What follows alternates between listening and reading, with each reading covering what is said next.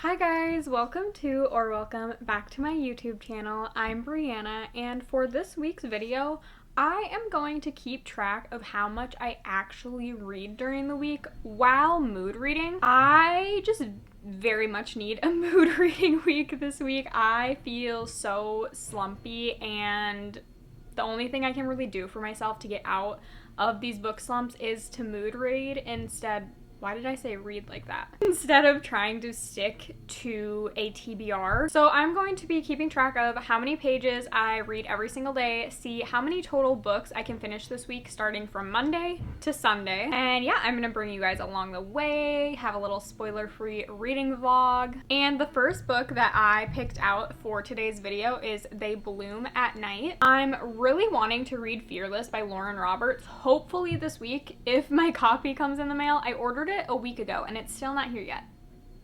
So to get in the mood for that, I thought it would be fun to read a short little fantasy. So They Bloom at Night is a YA fantasy horror and it's under 300 pages. I'm currently on page 76 and like I said, it's Monday today. I started reading at probably like 3 in the afternoon because Mondays are usually my editing day for YouTube. So I did editing this morning, I filmed other stuff, edited some other stuff, then did something for my brother-in-law, so like, it's been kind of a busy Monday, so I finally sat down at 3 and had a little bit of reading time.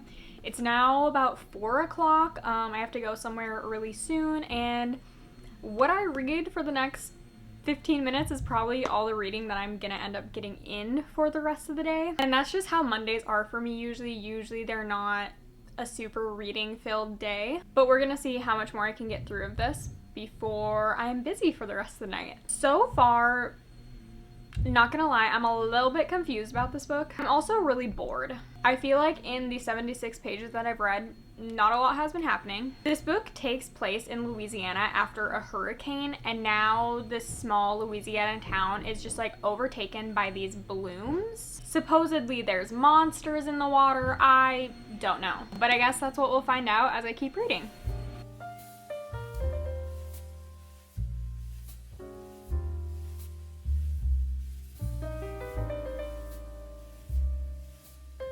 Hi guys, not even going to lie. Yesterday was a huge fail for reading just in general. So after I filmed the intro yesterday, I literally had to leave like 5. Yesterday after I filmed the intro, I literally had to leave like 5-10 minutes after that. So didn't do any more reading after that really, and then I was gone for so much longer of the night than I thought I would be. Me and my husband didn't get home until after 10 o'clock. I read a chapter and I crashed. So tired. I am so tired this morning. Yesterday I got to page 83. So I read 83 pages total yesterday. I had probably like an hour and a half of total reading time yesterday. Aside from like working and babysitting, that was my reading time for the day. So I feel like 80 some pages for like an hour of reading time is pretty good. I'm gonna read you guys the synopsis because honestly, I feel like I'm kind of not like confused about the book, but honestly, I just like nothing is happening yet, so I'm really bored. But basically, like I said, this is in Louisiana after a hurricane. So after this hurricane has like taken out this town, this red algae bloom is like taking over the town, like growing all over, mutating. There's mutated animals and everything. The water keeps rising every single day. And basically these like mutated animals are monsters that will like disguise themselves as humans or something.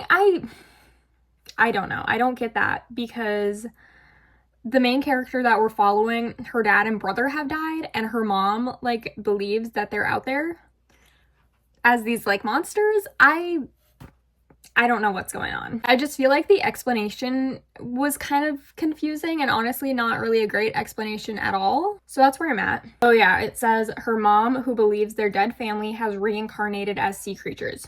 So the main character that we're following also thinks that something is wrong with herself because she went out to this like cove with her boyfriend one night, and since that night she just feels like things have been off with her. She feels like her appearance is off. Her hair has literally turned gray and she's a teenager. So that's all I really got for They Bloom at Night so far. Hopefully it starts getting more interesting. Today I also probably won't have that much reading time. I am going out to get coffee and shopping with a friend, and then I have my own like grocery shopping and stuff to do, and then by that point my husband will probably be home and he'll probably want to hang out. So I also have like work to do, like filming and stuff, so not sure how much reading time we're gonna get done today. I was really hoping this would be like a quick read that I could get done in a few days. It's looking like it might turn into a 3-day book though, unfortunately, because I don't want to drag this on because I'm not enjoying it that much. Like, that's how much we have done so far. I feel like that's a pretty good chunk for nothing to be happening. I will keep you updated though. I'm gonna go and try and get some reading done before I go meet up with my friend.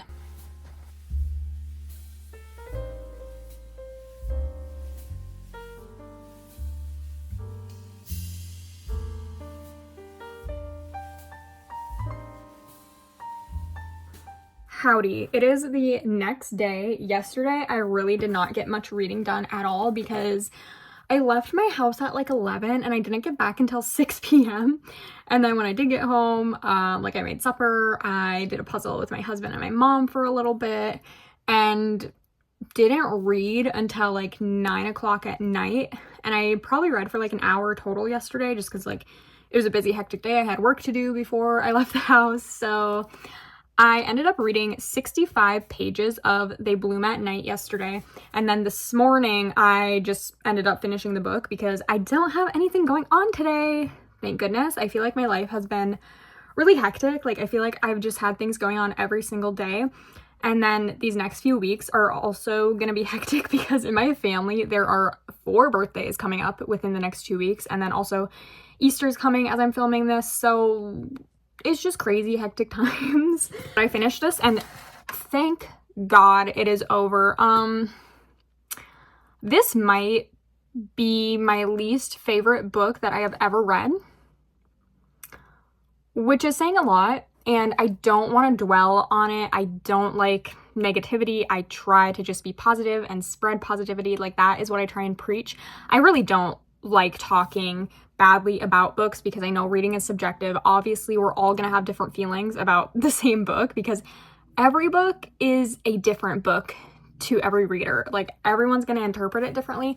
This one was not for me because I found it so boring, and like, where was the plot? Nothing was happening. I don't even know like what the plot was in the book. It was just like thrown all around. There was no world building, which, like, it's set in the real world, but we don't know what's going on in the world, but it's like fantasy because of what's going on in the world, but you don't get any of that. You were just thrown in, and it's like, I don't know what's going on. I don't know what you're trying to accomplish in this book because there was no clear, definitive answer to that. And yeah, it was just really, really boring. I didn't care about any of the characters whatsoever. Don't care about the story. Don't care about what little plot there was. And honestly, the whole point of me doing this mood reading vlog and seeing how much I can read while mood reading is supposed to be getting me out of a slump. And this book did the exact opposite of that. This book put me in a slump. So I'm like, literally the only time I was reading was when I was forcing myself to, because I didn't want to read, because I knew that this was the book I was reading. And I was like, this book is so bad, I don't want to read it. So she's done. Thank goodness. So the next book, I don't even know, you guys. Like, since I'm in a slump now, literally, I just spent probably a good 10-15 minutes looking at my TBR, trying to figure out what I feel like reading. And since I'm now in a book slump, I don't feel like reading anything. So thank you to It Blooms at Night for doing that to me. But I did end up picking out The Unraveling by Melanie Hamrick. I think this is a fairly new book. Like, I think it came out late last year. And I think this is supposed to be kind of a suspenseful romance. I'm not really sure. It says a ballerina spirals into a world of lust and luxury in this new addictive novel. So Jocelyn is a ballerina. I don't know what I was going to say with ballet. She's a ballerina. So she's going from like the North American ballet to London ballet. and it's just really different, and she's trying to like find her way back into the ballet world. And then one of her sponsors, Alistair, is like obsessed with her or something. I don't know, I think it's gonna be messy and drama filled, and I feel like that's something I need right now after It Blooms at Night, because I was just so bored. So I feel like if there's a lot going in this one, it might just like grab my attention and be what I need to get out of the slump. Also, like, this is stunning. I have been loving covers like this. It like kind of reminds me of The Favorites, which also this kind of reminds me of The Favorites, because it's like, okay, she's obsessed with the sport, but she's also going to become obsessed with her sponsor. So it's like, that could be a really interesting dynamic. So I am going to read this, see how much I can get rid of this today. Not sure exactly how much reading time I'll have today. I know I said it, like, I don't have anything planned that I need to do, but I probably will still like do work and stuff, like a few things that need to be done. And probably like meal prep, meal plan. I don't know. You'll see me when I give you an update, okay?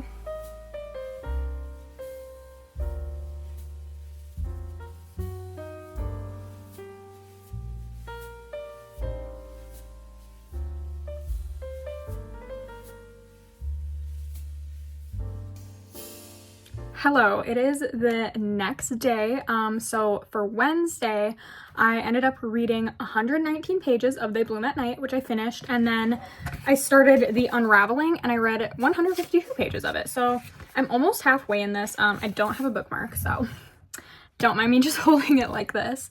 And this definitely was able to like grab onto my attention and keep it, because there is a lot of drama. It is pretty spicy, I will say that, which like I expected, because it literally says a ballerina spirals into a world of lust. So makes sense, but it's very, very fast paced. Again, just like grabbed onto my attention. I want to find out what is all going to go on with Jocelyn. Like, her life is just kind of a mess. She has left the ballet world because I think it was just really toxic for her, the way she grew up with it and the way that her mom pushed it on her. And she just has a very bad relationship with her mom in general. But her mom ends up dying. And then Jocelyn, who is a retired ballerina now in her 20s, she needs to be able to make money now to pay for her grandma's care facility, because her mom was paying for that, but now her mom is dead. So Jocelyn wants to pay for her grandma's care. So she is in London now after like growing up in South United States and being a ballerina in the United States. She's in London and she needs a new sponsor, basically. I don't know how the ballet world works, but I guess they have these sponsors to help them pay for everything so they can keep performing. So she ends up running into the sponsor before she knows that this is her potential sponsor. And I'm just gonna say one thing leads to another. And Jocelyn is just going through so many things. Like, she's going through a breakup. She's going through some really weird roommate situations. Now she is kind of involved with her sponsor. So it's just a lot of very, very messy things happening in Jocelyn's life right now, but she's trying to get it together so that she can be there financially for her grandmother. And yeah, I feel like this is definitely helping me get out of my slump, because again, it's very, very fast paced. And I love just messy, drama-filled situations sometimes, because I don't want any drama in my own life, but getting to read about it, I'm like, okay, there's my fix. It's kind of like watching a bad reality TV show.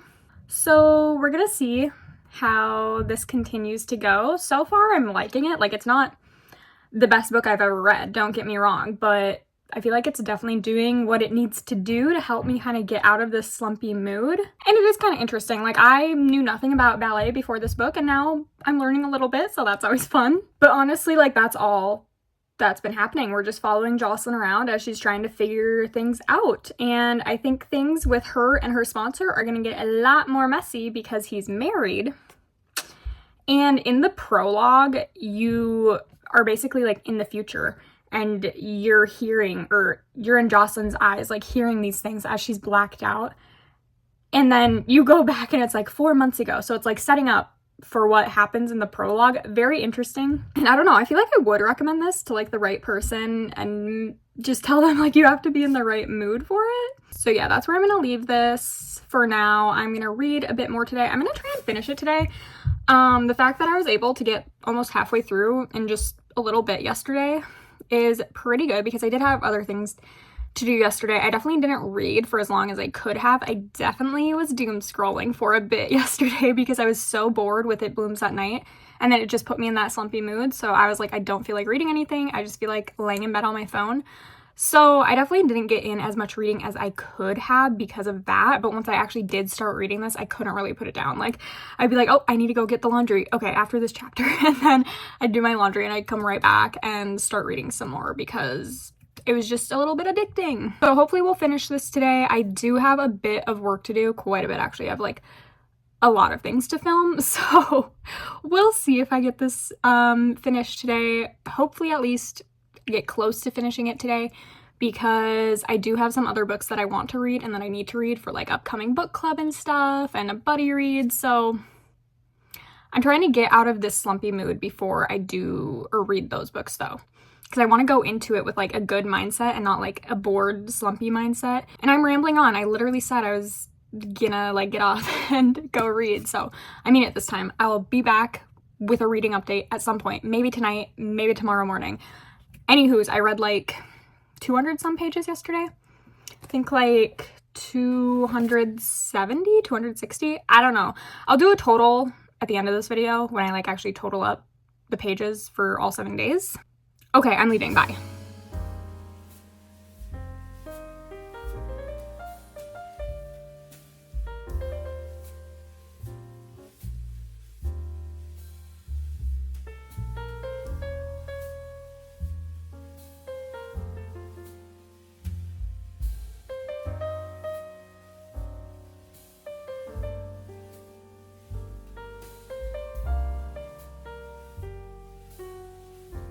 Hello, it is the next day.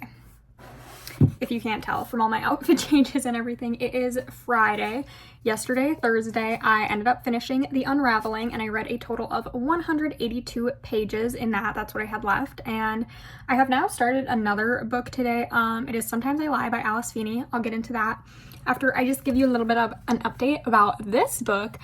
This book was a great like palette cleanser, very messy, dramatic romance, following Jocelyn in this like toxic work environment at the ballet company, toxic with like her coworkers, toxic with her sponsor, really just an overall toxic time in London. And it's just following her making these choices that she's making. Some of them I'm like, was that the right thing to do, Jocelyn? No. And like, she knows that. And it's like, girl, why are you doing what you're doing? But I will not fault her because life just be like that sometimes. Very spicy, definitely had a few plot twists that I did not see coming. Overall, it was pretty enjoyable, pretty fast-paced. I didn't really ever want to put it down because there was just a lot going on with Jocelyn and her life and ballet. Also had a deep dive into her past and why she feels certain ways toward people, like why she has such a complicated relationship with her mother, but then coming to the realization that like, I don't know, I don't want to spoil anything, but I feel like there's definitely a lot, pumpkin. I feel like there was definitely a lot of character growth and development for Jocelyn actually, which in the beginning of the book and honestly throughout most of the book, I was like, Jocelyn, at least for me, was not the most likable character, but she definitely did get better throughout the book, so that was good. And she definitely like came to realizations, came to realize what she wants, and to try and not be such a messy, toxic person anymore. I gave it a 3-star rating, so it's like I would recommend it to the right person who's in the right kind of mood for this sort of thing. And it did its job for kind of helping me get out of my book slump after reading It Blooms at Night. And that's all I really have to say about that. Now on to Sometimes I Lie by Alice Feeney. This book follows the main character who is in a coma, and like the chapters are kind of back and forth from a week until like the accident that put the character in the coma, and then when she is in the coma and like hearing everything around her. And the book also starts out with listing like 3 things. Like I honestly don't remember what the 3 things were. It is a thriller mystery, kind of trying to see why the character got into this accident, why the character is now in a coma because she doesn't remember what happened.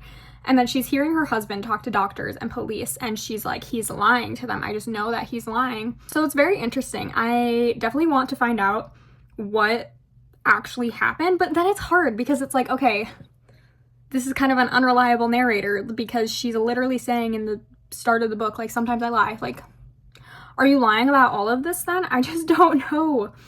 I am on page 41 and 15% through. It's on Kindle Unlimited, so that's why I'm reading it on my Kindle. And I have about 4.5 hours left of the book. So yeah, I haven't had much reading time of this at all, actually, maybe like half an hour total, and it is 2 p.m. Been a very, very busy Friday for me, and it's going to continue to be so. So honestly, I don't see myself getting through a ton more of this today. Hopefully maybe like an hour-ish more of reading time before I have stuff to do with my husband tonight. So that's kind of the plan. I just wanted to give an update on the Unraveling, how much I ended up reading yesterday, my final thoughts on that, and then what I started next. So I am going to wrap up a few things for work, and then I am going to hopefully sit down and read this for a little bit.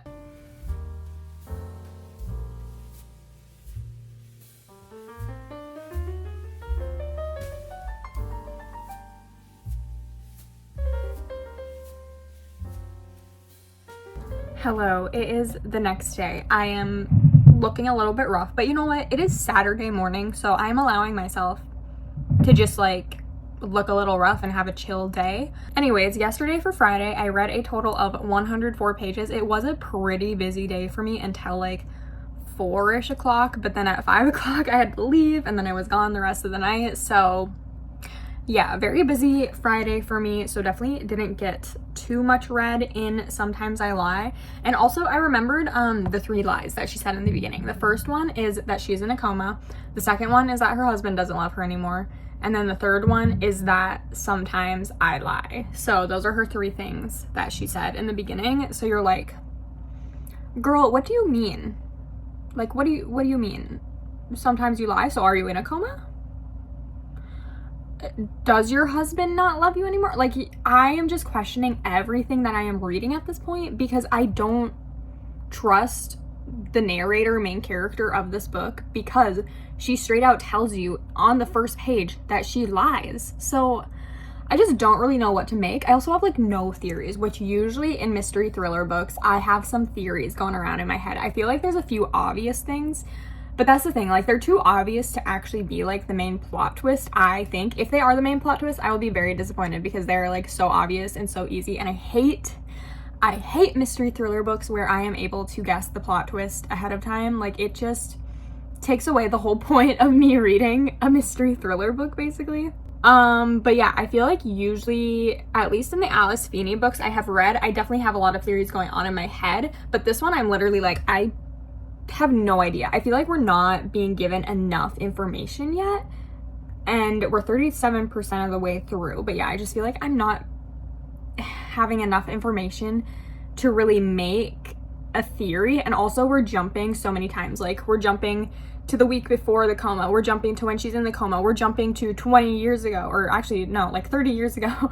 So there's a lot of jumping around, so that's why I feel like we're probably not getting enough information, because there's all this like scattered information across several different timelines. That being said though, like, it's not a bad book. Like, I genuinely did not want to put it down yesterday. I want to keep reading to find out what the plot twist is going to be, what the answer is going to be, but I just didn't have time yesterday. So I'm hoping to maybe get this finished today. There's 3 hours, 14 minutes left in it, according to my Kindle. So that is definitely doable because I don't really have any other plans for today other than making a few things for Easter Sunday tomorrow.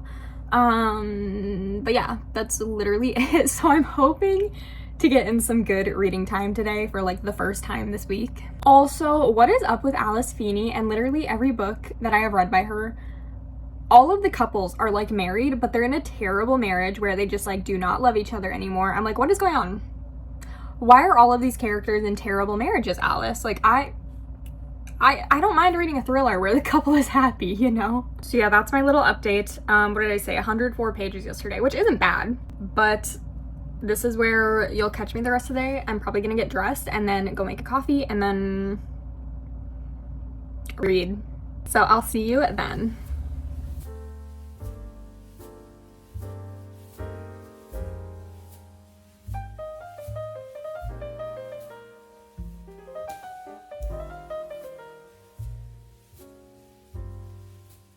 Hi guys, happy Sunday, happy Easter if you celebrate.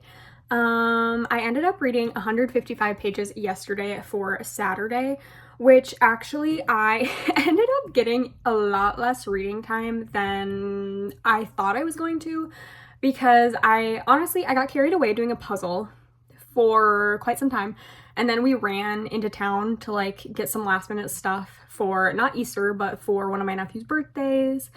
Yeah.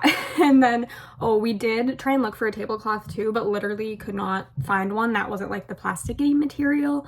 The ones that I did find were so ugly, I was like, these do not fit the Easter vibe. So I did not read as much as I would have liked to yesterday, but I did end up finishing Sometimes I Lie, which was honestly like the goal for yesterday. And it was actually shorter than I thought it would be because my Kindle still thinks that I have half an hour left of the book because there are like chapters from His and Hers at the end of it. So I probably read like, I don't remember exactly, 2.5 or 3 hours yesterday and got 155 pages of this read. And that was just enough to finish it. It's actually a fairly short book. Like total pages is 259 according to my Kindle. And you know what? I really enjoyed this one, you guys. This is probably my new favorite Alice Feeney book. I've only read Beautiful Ugly, His and Hers, and now Sometimes I Lie. And I really loved Beautiful Ugly, but I just feel like for Sometimes I Lie, I really did not know what was going on for such a long time. And again, I love that in mystery and thrillers because I want to be surprised. I don't want to guess the plot twist because then it's like, if I am able to guess the plot twist, it's clearly not a good plot twist, you know? So yeah, I finished Sometimes I Lie and I gave it a 4-star rating. There were some parts where I was like, this is a little slow or this is a little confusing. And then the end, I know when authors make endings with really no like definitive answers, it's supposed to be open for interpretation, but I just want answers sometimes. And I literally found myself like going on a Reddit thread about the end of this book because I was like, I want to know what like the most plausible thing that happened was. Since Alice Feeney herself didn't like come right out and say it, it's like I want to know what the reader community is gathering about it and what they overall think about it. But yeah, it continues to follow the main character Amber as she is in this coma, and then what happened up to the point where she basically like got into the accident that got her put into a coma. Like she's trying to remember it all. Also, my Kindle is kind of pissing me off, not gonna lie. But like she's trying to remember it while she's in this coma and put the pieces together because she doesn't remember anything. She has no idea what happened. Like there are just a lot of different things that she's hearing while she's in the coma. And then the last like 20%, honestly, I would say it wasn't, well, actually it was probably like the last 10% because my Kindle is counting like 10%, like the last 10% of the book, even though it's just His and Hers, like as the book. So I guess it was probably like the last 10% was pretty crazy, but I thought it was the last 20% and I was like, oh my gosh, what else could possibly happen? But yeah, it really, really crazy at the end. I was doing it with a buddy read or reading it with a friend, so like doing a buddy read. And I was texting her throughout and I was like, there's some really disturbing stuff happening, which I guess I should have known because the other Alice Feeney books that I read were also kind of disturbing. Like there are definitely trigger warnings, sexual abuse, rape. So please keep that in mind if you're going to read this. But yeah, there's also just like some unexplained things with Amber and then another character and her parents. And I'm like, I just don't get it. Like it was never explained. So there are definitely reasons why it's not a 5-star, but it was still such an enjoyable experience for me. Definitely fast paced. Like I wanted to keep reading and find out what was going to happen because I genuinely had no idea. My Kindle is acting really weird, so I'm gonna put that away. And then what else I'm going to read today, even though it's Easter, so like I probably won't get the most reading time done, but I'm still gonna try to get a little bit done today, is The Last Letter by Rebecca Yarros. I actually started this last weekend and got over halfway through, but this is my book club pick for April, and I didn't want to finish it last weekend, like so much earlier than the book club meeting would be, because I still want it like fresh in my mind and everything. So yeah, I'm hopefully gonna finish this tomorrow, hopefully, so that it's not like too soon before book club anymore. But this has been really good so far. It's following the main characters, Ella and Beckett. It's dual POV. Ella is a single mom of twins, and she's writing these letters to Beckett because Beckett is Ella's brother's the best friend in the army. They're stationed together and everything, but after Ella's brother dies, he writes Beckett a letter and he's like, please go help take care of my sister. Like, she has twin kids, one of them has cancer, so please go help her, right? So obviously very sad. I do have some tabs in there, not a ton, honestly, but I'm really liking this so far. Hopefully I get some of this read today. I will probably just update you tomorrow morning with what I end up reading today and then the total for this whole week. So I'll see you then.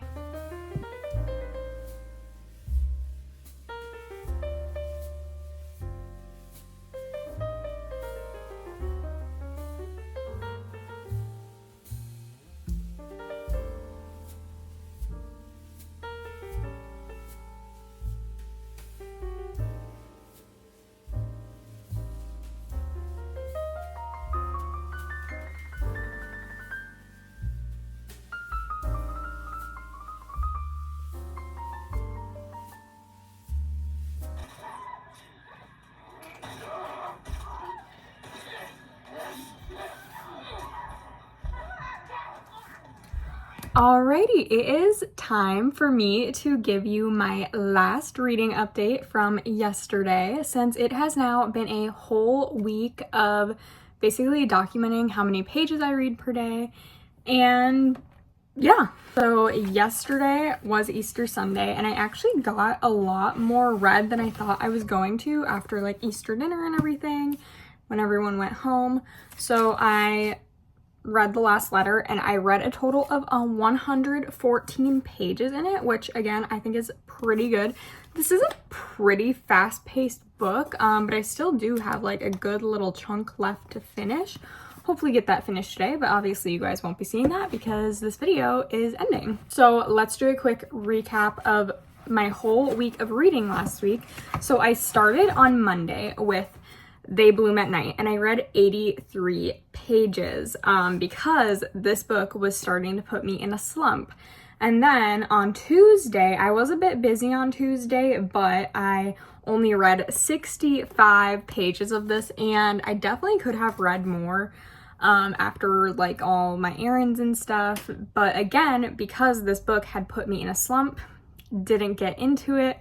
And then on Wednesday, I read 119 pages of this, finished it, thank God, so I could be done with it, and I gave it a 1-star rating. And then on Wednesday, I read 152 pages of The Unraveling. I started it. It was very fast-paced, very entertaining. And then on Thursday, I finished it up with 182 pages, and I gave this one a 3-star rating, so pretty good, decent. Then on Friday, I started Sometimes I Lie, and I read 104 pages of that. And then on Saturday, I read 155 pages of that to finish it up. And then obviously Sunday was 114 pages of The Last Letter, but still have not finished that.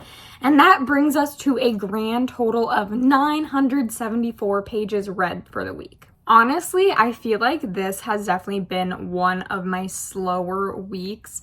Usually I feel like I can read at least 1,000 pages, but my life has just been very busy. I've had a lot of things going on, and I was also in a book slump for 3 to 4 of the days because of They Bloom at Night. And while yes, I did finish 3 books technically, they were all pretty short books. Like They Bloom at Night and Sometimes I Lie were both under 300 pages. So that's not really saying a lot. I'm definitely gonna have to do this again, maybe when I'm not really in a book slump, or I don't pick a book that puts me in a book slump, because I think that would be interesting, like, to see on an actual average week of me enjoying what I'm reading, how much I can read. But we did get out of the book slump, so that is good. And yeah, I am just going to end this video here, get it edited so I can get it uploaded for you guys. If you enjoyed it, please make sure to like it, and please subscribe to my channel to see more of my content. I post at least once a week, so I hope to see you next time. Bye!